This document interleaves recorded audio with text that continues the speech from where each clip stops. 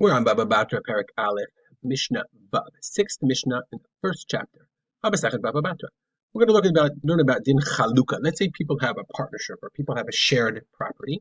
So at what point can they force each other to divide it up, to divide up the property? So first thing we learned about the Chatzer, and this is just a halacha that we learned that I mentioned. Now the Mishnah is going to talk about it. En chokin et Chatzer. You don't split the courtyard. Adje arba amot lazeh.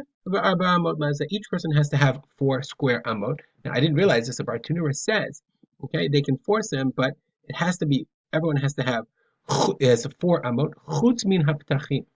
Other than, except aside from it, so it's 4 square amot, not including the area in front of your personal door. Shekol bait b'chatzer tzarich she'eh lifnei pitcho arba amot. Everyone has to have 4 amot, 4 square amot in front of the door of your house. Because you have to unload your donkey, like you have to unload your car. You have to have a little bit of a driveway. Aside from those 4 square amot, you have to have 4 other amot in the chatzer for each of the partners, and then din chaluka, and then the chatzer, then if each one has 4 amot, then the partners can force each other to build walls to have privacy.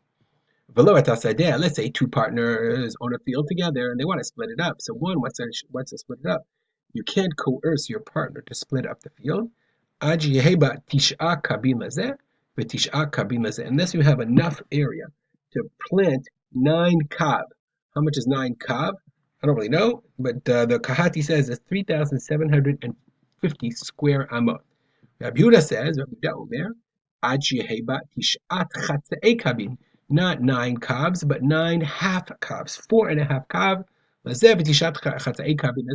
Meaning it only has to be 1,875 square amot for each partner. And the Bartanura says actually they don't argue. Rabbi Yehuda's land, Rabbi Yehuda's area was much more productive than the Chachamim. So I'm sorry, Rabbi Yehuda's right. Rabbi Yehuda and the Tanna Kamma don't argue. Okay.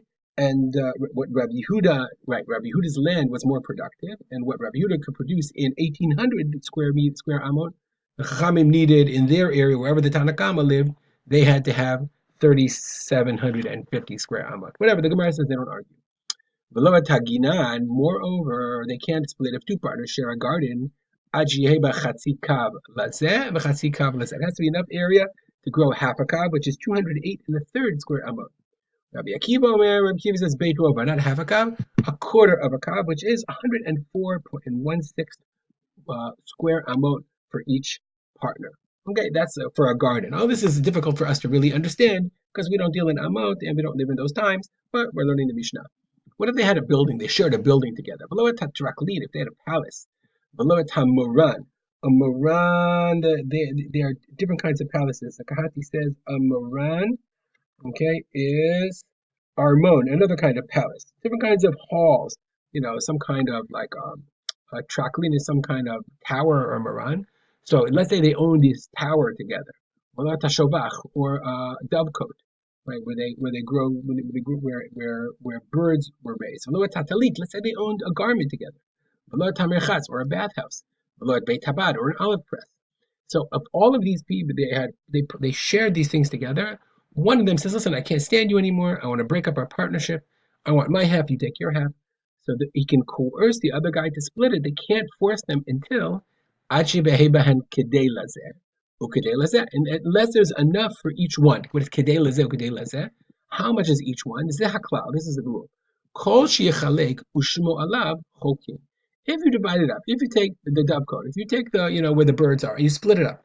So if you split it up and it's no longer a dovecote because it's not big enough, and all you have is like 3 doves, then they can't force each other to split it up, and they're forced to share. But let's say, for example, or the Moran, the Armon, the palace, if I can take it and put a wall down the middle, and my side is still considered a Moran, a palace, then chokin. But if not, ein chokin, then you can't.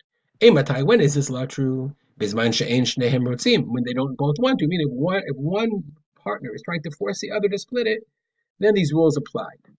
Ava bazman shnehem rotzim, both of them want to split it. Even if there's less than these measurements, they certainly are able to split if they're willing to. They can sell the thing and split it, or they can have a tiny. If they have like a room and they want to split it, they can do whatever they want. The Kitvei HaKodesh, let's say we own Kitvei HaKodesh, Sefer of Navi, in one scroll. Let's say I don't want to share my Navi Yirmiyahu with you anymore. I don't want to share my Sefer Torah with you. So I'll tell you what, we'll take it, we'll split it. I'll take half, you'll take half. Even if both of them to lo yachlok, you can't split it. Why can't you split it? Obviously, why? Because it's not Torah Nevi'im Ketuvim, because it's not mechubad. We don't split up a Sefer Torah or a Sefer Navi or a Ketuvim, even if people want to, because it's not appropriate. Stop here. Dedicate our learning to Mary and my father, Harav Simcha ben Yitzchak Kalman. Have a great day.